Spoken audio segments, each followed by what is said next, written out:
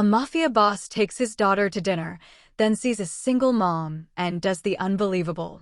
The Alcazar restaurant gleamed like a fortress of dark wood and crystal, massive chandeliers casting golden light across tables where power spoke in whispers and fear dressed in expensive suits.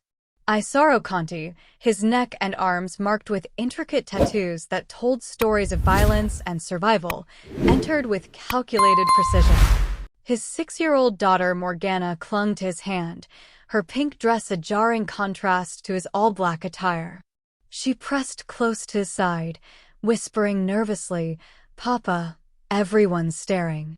Isaro was heading toward his reserved corner booth, the one with sight lines to every entrance, when he stopped abruptly.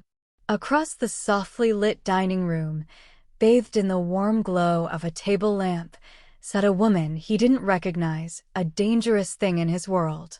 Edwina Diaz, 34, wore simple clothes but carried herself with quiet strength. She sat alone with her 7-year-old son Herman, carefully cutting his pasta into small pieces, smiling at something he'd just said. Morgana froze, utterly captivated by the scene. Isaro frowned deeply. "Morgana, don't stare. We have our own table." But his daughter whispered, "Papa, I want to sit near them." "That boy looks happy." Edwina Diaz was exhausted but content. She was a single mother working 2 demanding jobs, a hospital administrator by day and a freelance security consultant by night, all to provide for Herman while keeping her former life buried. Their existence was modest, but filled with fierce protection. Despite her limited budget, Edwina always made sure to take Herman out for a special affordable weekend meal to celebrate small victories. Today was especially important. Herman had scored perfectly on his mathematics test.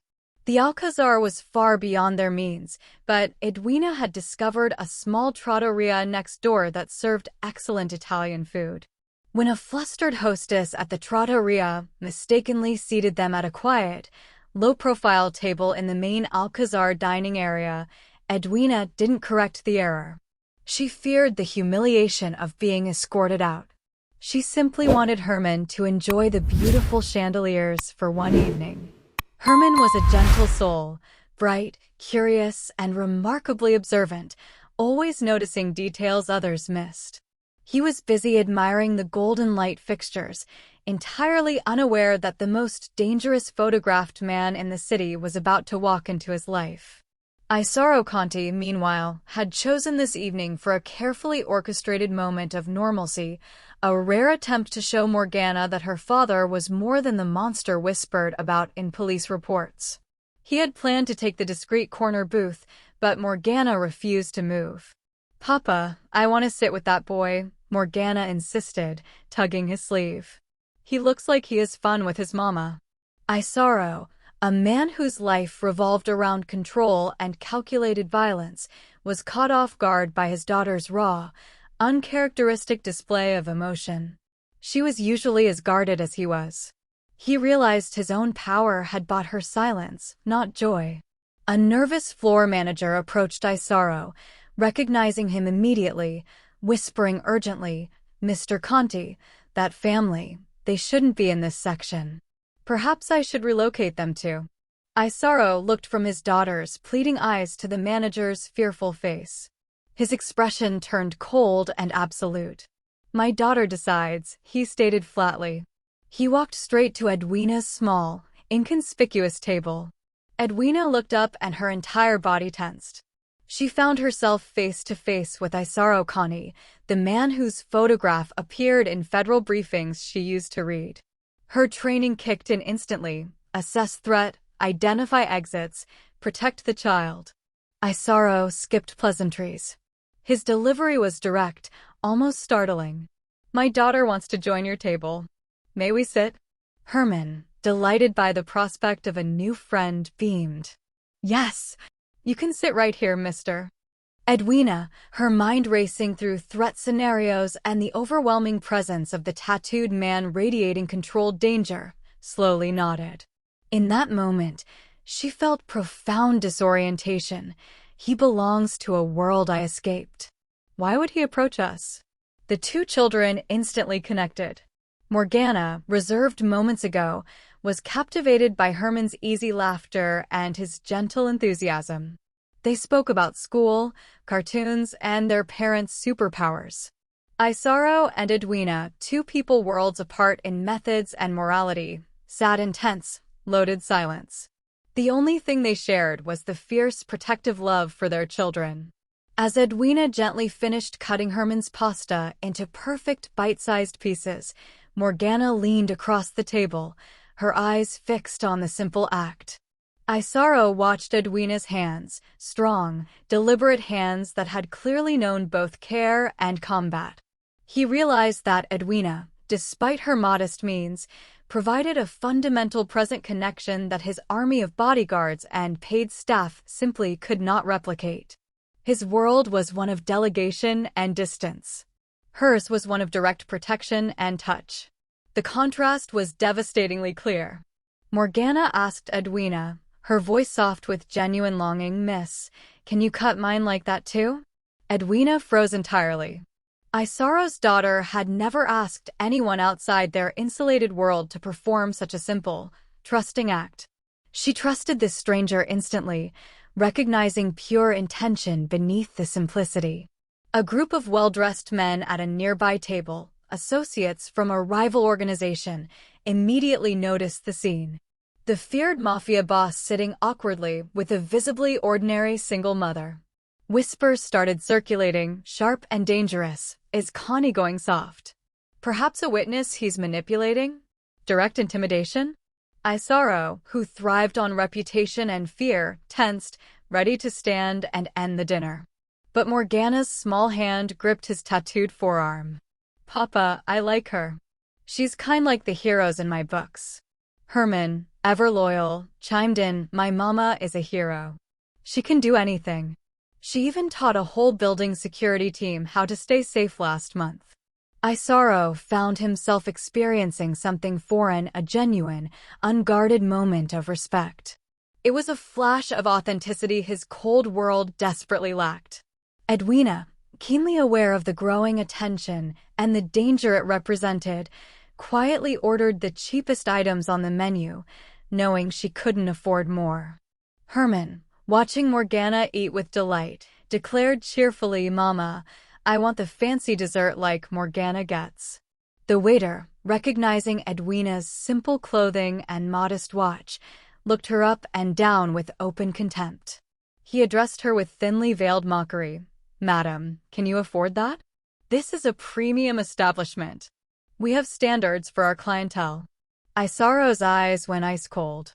He cut the waiter off, his voice dropping to a lethal whisper. "Bring 2 of everything they want. Put it on my permanent account. Now."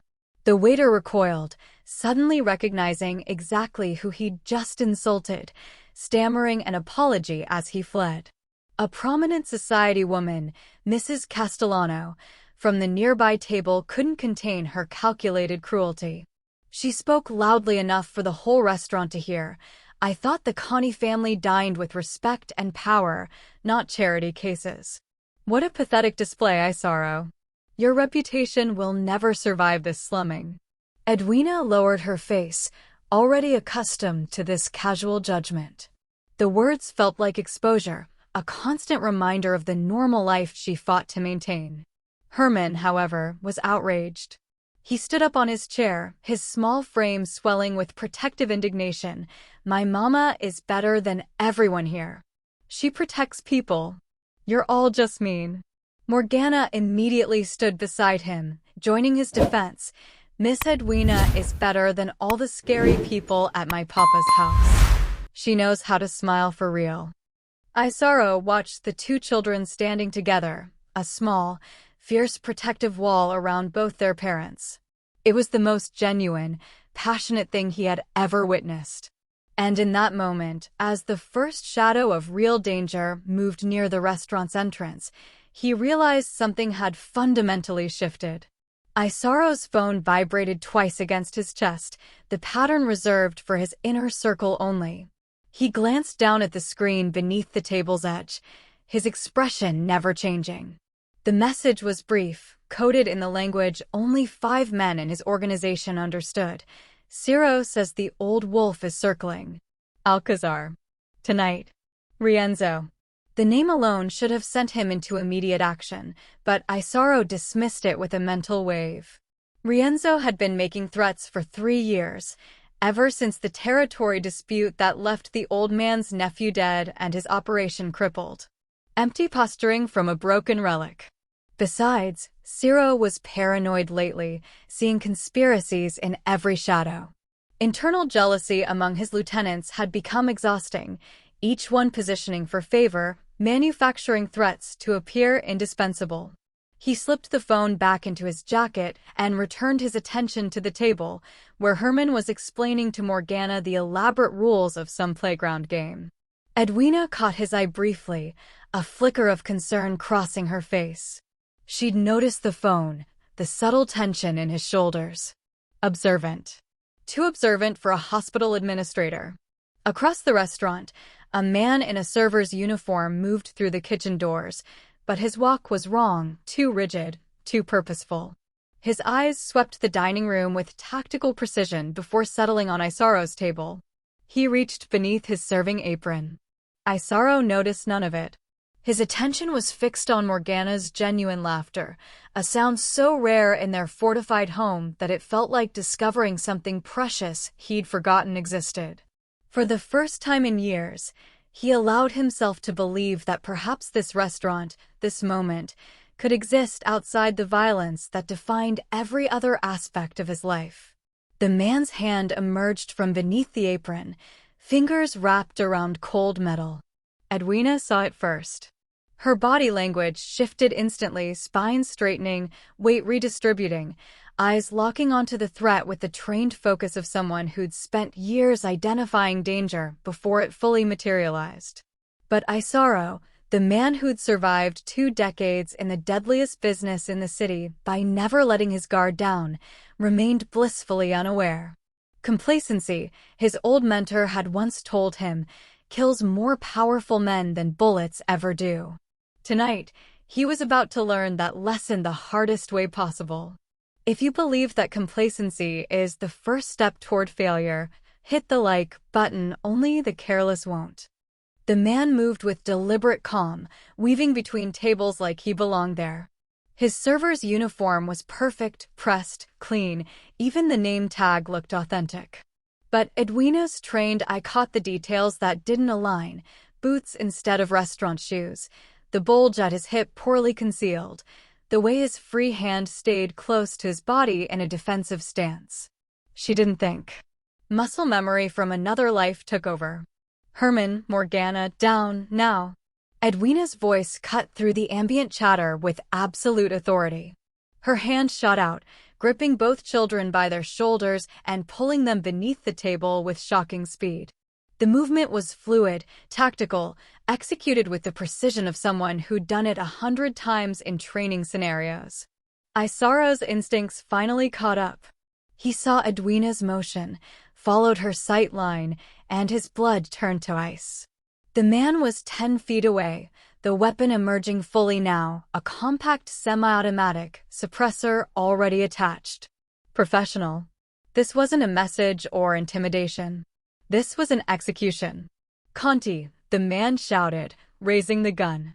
Isaro's hand went for his own weapon, but he was too slow, too comfortable, too caught in the illusion of safety. The first shot cracked through the restaurant, a muffled pop that sent crystal glasses shattering and patrons screaming. The bullet tore through the chair where Isaro had been sitting a heartbeat earlier. Edwina had already moved. With Herman and Morgana secured beneath the heavy table, she swept Isaro's legs out from under him with a calculated kick, dropping him to the floor beside his daughter. "Stay down," she commanded, her voice stripped of all gentleness. The second shot exploded the table lamp, plunging their corner into shadow. Chaos erupted. Diners scrambled for exits, tables overturned. Someone triggered the fire alarm. Through the pandemonium, the armed man advanced, his weapons sweeping methodically. But Edwina wasn't cowering. She grabbed a wine bottle from the fallen table, her body positioning itself between the children and the threat. Her stance was textbook defensive, weight balanced, ready to move, eyes locked on the attacker's center mass. This wasn't panic. This was training. Isaro stared at her from the floor, his mind racing to reconcile what he was seeing. Hospital administrator. Single mother. The woman moved like federal tactical, like someone who'd been in firefights, like someone who understood violence as intimately as he did. The gunman's eyes narrowed, recognizing her stance immediately. He adjusted his aim toward her instead. Morgana whimpered beneath the table. Herman clutched his mother's leg. And Edwina Diaz, the woman who'd spent 5 years hiding from her past, made a choice. She wasn't running anymore. Get the children out the kitchen exit, she told Isaro, her voice cold and certain. I'll buy you time.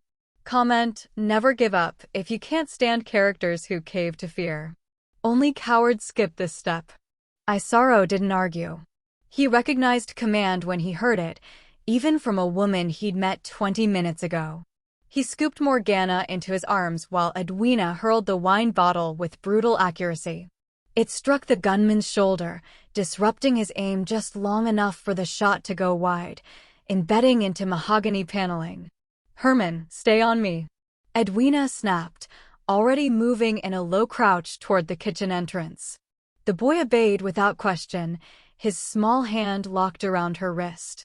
Isaro pulled his phone as they ran, his thumb hitting the emergency contact. Greco. Alcazar. Active shooter. I need extraction, rear entrance, 60 seconds. He didn't wait for confirmation. Greco had been with him for 15 years. He'd be there. The kitchen was chaos. Chefs and staff pressed against walls, some crying, others shouting into phones. Edwina moved through them like water, her eyes scanning for secondary threats, alternative exits, anything that could turn into a weapon or a trap. She grabbed a heavy cast-iron pan from a prep station without breaking stride, her tactical assessment never stopping. Behind them, more shots fired. Glass shattered. The gunman was pushing through the dining room. Service exit there. Edwina pointed to a steel door half-hidden behind industrial shelving. But Isaro was already redirecting her toward a different corridor. My car's coming to the private entrance. This way. His hand found the small of her back, guiding her with the same decisive authority she'd shown moments ago. 2 leaders, 2 completely different worlds, suddenly operating as one unit. They burst through a hidden door into an alley. The night air hit them like a slap. Morgana was sobbing into Isaro's shoulder. Herman clung to Edwina's leg, his face buried in her side. The children's fear was palpable, overwhelming. Edwina immediately dropped to Herman's eye level, her hands cupping his face. Baby, look at me. You're safe. I've got you. Just breathe with Mama. Her voice transformed from tactical operator back to mother in an instant. She made eye contact with Morgana next. You too, sweetheart. You were so brave. Isaro watched her manage both children's trauma with the same precision she'd shown in combat, prioritizing their emotional safety even as danger still lurked. It was a skill set he'd never possessed, never even understood was necessary. A black SUV screeched around the corner, Greco at the wheel. But Edwina was already assessing it, checking sight lines, noting the vehicle's armor plating, the way Greco's hand rested on a concealed weapon. Your people, she asked Isaro. My people, he confirmed. She made a split-second calculation, then nodded. Herman, we're getting in the car with Mr. Conti and Morgana. As they climbed in, Isaro realized something profound. For the first time in his daughter's life, he wasn't facing danger alone. The safe house was a forgotten relic buried in the industrial district, 3 floors of reinforced concrete disguised as a derelict warehouse. Greco swept the perimeter while Isaro ushered everyone inside. The space was sparse but functional. Cots, emergency supplies, a communications setup that looked military-grade. Morgana and Herman sat huddled together on one of the cots, still trembling, their earlier laughter replaced by shell-shocked silence. Edwina moved through the space with unsettling familiarity, checking window sight lines, testing door reinforcements, identifying the backup exits. Her movements were automatic, professional. Too professional. Isaro watched her, his mind connecting pieces he'd been too distracted to see earlier. The way she'd assessed threats. Her tactical positioning. The absolute certainty in her commands under fire. This wasn't self-defense training from a weekend course. This was operational experience. "Who are you?" he asked quietly, positioning himself between her and the only exit. Edwina stopped moving. Her shoulders tensed. For a long moment, she said nothing, just stared at the children across the room. Then she exhaled slowly, the sound carrying years of weight. "My real name is Edwina Diaz. That part's true." She turned to face him, her expression stripped of all pretense. "What's not true is the hospital administrator story. 5 years ago, I was a federal tactical operative, specialized in high-risk protection details and threat assessment for witness security." Isaro's hand drifted toward his concealed weapon. "Federal. Former," she corrected sharply. I walked away. Completely. No contact, no ties, nothing. Her eyes flicked to Herman. "When I got pregnant, I realized the people I was protecting, witnesses against organizations like yours, their children paid the price. Targets on their backs from birth. I refused to do that to my son. So you ran. So I disappeared." Her voice hardened. "I buried my credentials, changed my work history, built a quiet life where Herman could be normal. Safe." She gestured toward the chaos they'd just escaped. "Until tonight, I thought I'd succeeded." Isaro studied her, weighing truth against deception. In his world, former federal meant either informant or threat. But he'd seen her instinct to protect Morgana alongside her own son. That couldn't be faked. "Why tell me this now?" "Because whoever sent that gunman will send more," Edwina said bluntly. "And you need to know exactly what I'm capable of if we're going to keep both our children alive. No more secrets. No more hiding." She met his gaze directly, unflinching. "I'm not your enemy, Conti. But I'm not helpless either. If you believe people running scams or hiding the truth deserve to be exposed, hit subscribe, trolls and manipulators won't." Isaro spent the next hour watching Edwina work. She'd pulled out a notepad and sketched the Alcazar's layout from memory, marking entry points, blind spots, timing gaps in security rotations. Her analysis was surgical, identifying weaknesses in his protection that his own expensive team had missed.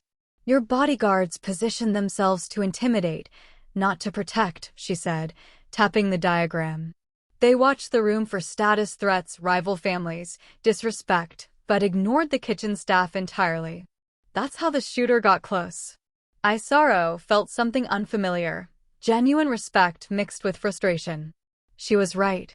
His people operated on reputation and fear, assuming those would be enough. They'd grown complacent, just like him. "You see threats differently," he said. "I see vulnerabilities." Edwina looked up from her notes. "Your organization is built on offensive power, intimidation, retaliation, control through force. But that only works when everyone's afraid of you. The moment someone isn't, or when they're desperate enough to risk it, your entire defense collapses. So, what would you do differently?" Layered defense. Predictive threat assessment. Read the environment, not just the obvious players. She stood, pacing the small room. You need someone who thinks like the people trying to kill you, not just people who know how to kill back. Isaro realized what he was looking at, exactly the strategic mind his operation had always lacked. His men were soldiers, enforcers, executioners. But Edwina was a strategist. And in a world where his enemies were getting smarter, more coordinated, that difference could mean survival or extinction. "I could use someone like you," he said carefully. Edwina's expression hardened. "I'm not interested in joining your empire, Conti. I walked away from violence for a reason. Did you? He gestured toward the weapons she'd instinctively cataloged when they entered. Or did you just tell yourself that while staying ready for war? The accusation hit its mark. Edwina's jaw tightened. I stayed ready to protect my son. There's a difference. Is there? Isaro challenged. You think your quiet life made you clean? You used those skills tonight. You'll use them again. The only question is whether you're protecting something that matters or just hiding. Don't you dare lecture me about protection, Edwina shot back, her voice rising. You bring your daughter to public restaurants while you have active enemies.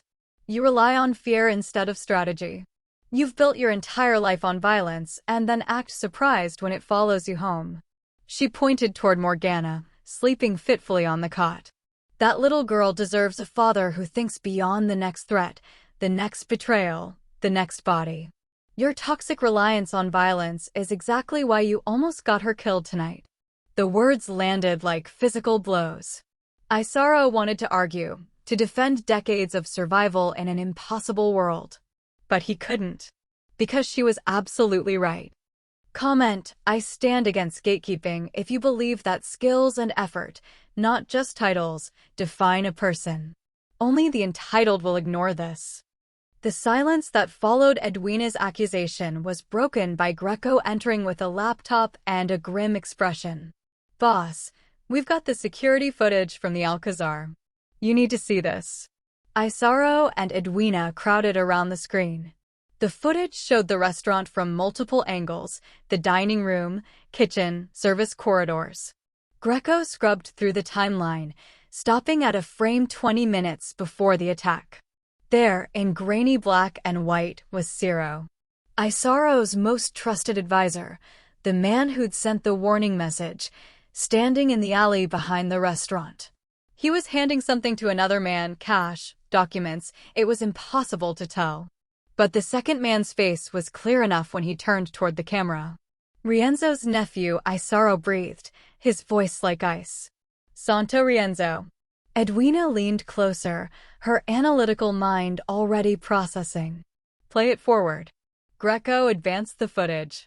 Ciro and Santo talked for 90 seconds, then separated. Santo entered through the kitchen service entrance. 7 minutes later, he emerged in a server's uniform. The same uniform the gunman wore. Ciro gave him access, Edwina said. He provided the uniform, the layout, probably the timing of your reservation.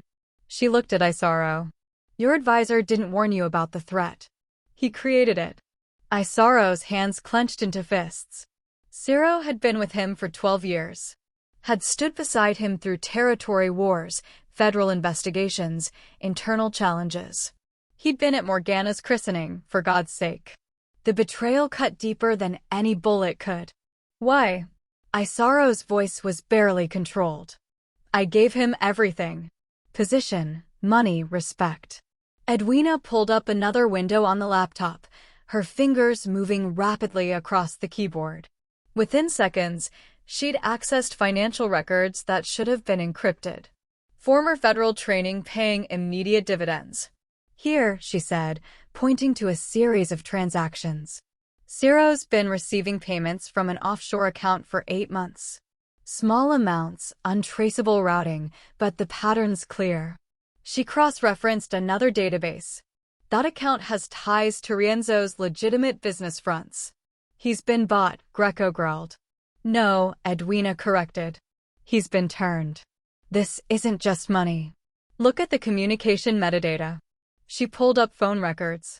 Ciro's been in contact with federal prosecutors. He's not just helping Rienzo kill you. He's building a case to expose your entire operation to authorities. Immunity deal, most likely. Isaro felt the ground shift beneath him. This wasn't simple revenge or a power play. This was systematic destruction.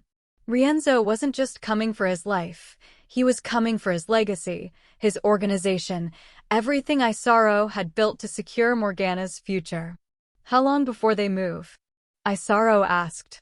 Edwina checked the timestamps. Based on this activity pattern? 48 hours, maybe less. They'll want to strike while you're vulnerable, before you figure out the betrayal. Isaro met her eyes. Then we have 48 hours to end this. By dawn, Isaro had assembled his inner circle at the safe house, 8 men who'd survived years in his organization through loyalty and brutality. They filled the room with restless energy, armed and angry, ready to tear the city apart looking for Ciro and Rienzo. Edwina stood before them, a woman half their size facing down men who'd built careers on intimidation. She didn't flinch. "Your instinct right now is to go loud," she began, her voice cutting through their murmurs. "Kick down doors, grab people off the street, force information through fear. That's what you're trained to do." "Damn right," one of them, Luca, Isaro's enforcer, growled. "We find Ciro, we make him talk, we end this." "And you'll be walking straight into a federal task force," Edwina countered. "Ciro's not hiding in some warehouse waiting for you to find him. He's building a legal case with prosecutors. Every move you make gives them evidence. Every person you grab becomes a witness. You go loud, you hand them your entire operation wrapped in a vow." The men shifted uncomfortably. They understood violence, not strategy. Edwina pulled up a tactical map on the laptop. "This isn't about aggression. It's about precision. Defensive tactics. You need to think like you're protecting something, not attacking it." She spent the next 3 hours drilling them relentlessly, teaching them to read environments for surveillance, to communicate without electronic footprints, to identify threat patterns before they materialized. She showed them how their aggressive posturing created predictable patterns that smart enemies exploited. Greco watched from the corner, impressed despite himself. "She's right. We've been playing the same game for 20 years. Our enemies learned the rules." Luca remained skeptical. "And what happens when Rienzo comes at us with guns?" "We defend with what? Good tactics." "You defend with intelligence," Edwina shot back. "You know what's coming before it arrives. You control the environment. You make them react to you instead of the other way around." She locked eyes with him. "Your way almost got Morgana killed last night. Isaro's daughter. You want to try something different, or you want to keep relying on the same aggression that's failed?" That silenced him. They all knew how close they'd come to losing their boss and his child. Isaro watched Edwina transform his crew from blunt instruments into something sharper, more adaptable. She was teaching them not to be less dangerous, but to be dangerously smart. For years, he'd surrounded himself with men who knew how to break things. Now he was seeing what it meant to have someone who knew how to protect them. As the training continued, Isaro's phone buzzed. A message from an unknown number. "Ciro knows you know. He's moving the timeline. Tonight." 48 hours had just become 8. If you despise people who break trust for power, hit the notification bell. Only backstabbers skip following. The plan was audacious and precise. Isaro would offer Ciro exactly what a traitor craved: one final meeting to discuss transition of power in a neutral location. The old Moretti warehouse on the waterfront, abandoned, isolated, perfect for an ambush. Ciro would bring Rienzo, confident they had the upper hand. What they wouldn't see was Edwina's invisible net closing around them. She'd spent 6 hours installing surveillance throughout the warehouse, micro cameras, audio pickups, motion sensors, all feeding to her command station 3 blocks away. Greco and the crew were positioned in layered defensive rings, not to attack, but to contain. Every exit monitored, every approach covered. "Remember," Edwina's voice came through their earpieces, calm and absolute. "No one moves until I give the signal. We document everything first. Evidence, then action." Isaro entered the warehouse alone, his footsteps echoing in the cavernous space. Ciro emerged from the shadows, and beside him, Rienzo older, scarred, carrying decades of hatred in his eyes. "Isaro," Ciro said, his voice devoid of the warmth that had once defined their relationship. "I'm glad you came to your senses." "I'm here to negotiate," Isaro replied, his hands visible and empty. "You want my territory, my connections. Fine. But Morgana stays untouched. That's the deal." Rienzo laughed, a bitter sound. You think you're in a position to negotiate? Ciro's already given the prosecutors everything. Your accounts, your operations, your political contacts. By tomorrow morning, federal agents will be kicking down every door you own. Not if I'm already cooperating, Isaro countered smoothly. I give them you first. Full testimony about your trafficking operations, the judges you've bought, everything. I become the witness. Ciro becomes the defendant. Ciro's face paled. You're bluffing. Am I? Isaro pulled out his phone, displaying a fake document that looked convincingly official. Immunity agreement, signed this morning. The feds love flipping bigger fish. In her command station, Edwina smiled.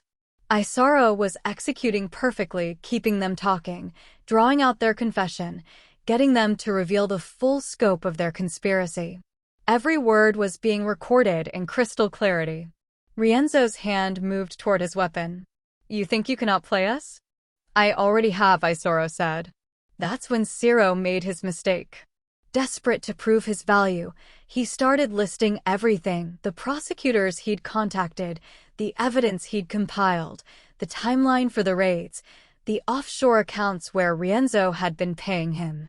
He laid out the entire conspiracy, arrogant and furious. Now, Edwina's voice commanded through the earpiece. The warehouse flooded with light. Greco and the crew emerged from positions Ciro and Rienzo never knew existed, weapons trained but not firing. Edwina's surveillance had documented everything. Federal prosecutors would have their case, just not the one they expected. It's over, Isaro said quietly. And I didn't have to kill anyone to win. 3 days later, the threat had been fully dismantled. Federal prosecutors, presented with irrefutable evidence of Ciro and Rienzo's conspiracy, had arrested both men. Isaro's organization remained intact, legitimized slightly by his cooperation. The immediate danger had passed. But Isaro and Edwina sat in the safe house, watching Morgana and Herman play together, two children who'd bonded through shared trauma and were now inseparable. The question between the adults remained unspoken but heavy in the air. I want you to stay, Isaro finally said. Not as an employee. As my chief security strategist. Full authority over defensive operations, complete autonomy in how you run things. Edwina studied him carefully. You're offering me a seat at the table in a world I spent 5 years running from. I'm offering you a chance to change that world, he corrected. You said it yourself, my organization relies on violence because we don't know any other way. You could teach us. Make us smarter, more strategic, less destructive. He paused, choosing his next words carefully. Make us better for our children. The mention of children shifted something in Edwina's expression. She looked at Herman, who was showing Morgana how to build something with blocks, his laughter genuine and unguarded. I spent 5 years isolating us, she said quietly. Convinced that safety meant separation, that protecting Herman meant keeping him away from everything dangerous. But he's been lonely. No extended family, few friends, just me standing between him and the world. She met Isaro's eyes. These past few days, terrifying as they were, he's been happier. Because he found connection. Because he wasn't alone. Isaro understood that loneliness intimately. I did the same to Morgana. Kept her in a fortress, surrounded by guards, but no family. I thought power would protect her, but all it did was isolate us both. He gestured toward the children. Look at them. They don't care about our worlds, our histories, our mistakes. They just see each other. What are you really asking me, Isaro? He took a breath, stepping into unfamiliar territory. I'm asking if you'd consider integrating our lives. Not just professionally, but completely. Morgana needs what Herman has, a parent who's present, not just protective. And Herman needs what I can provide, stability, resources, a family structure. He paused. And maybe we need what we found in that restaurant. Someone who understands the danger without judging it.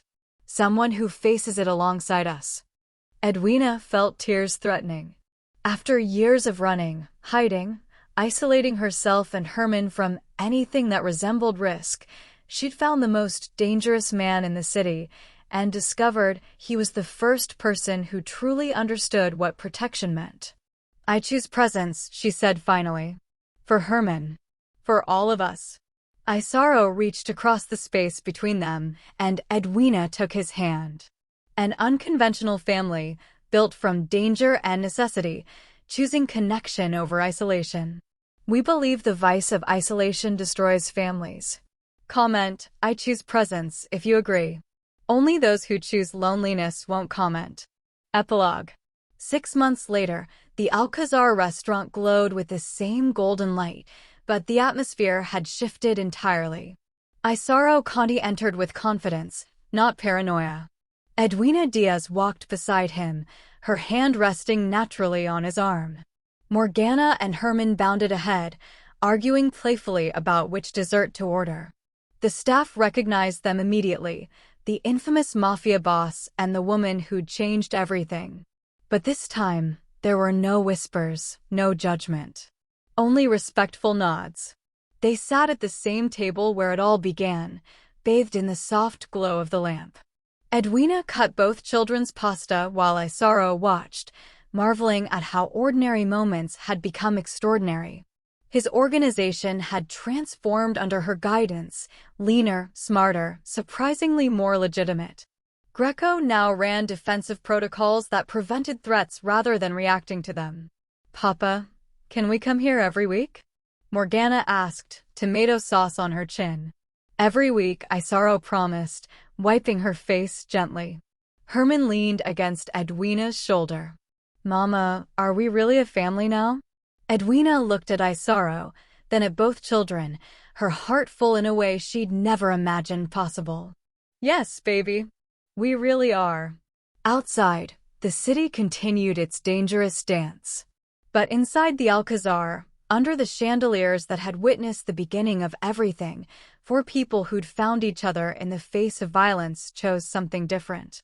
They chose presence. They chose connection. They chose family. And for the first time in their lives, they chose peace.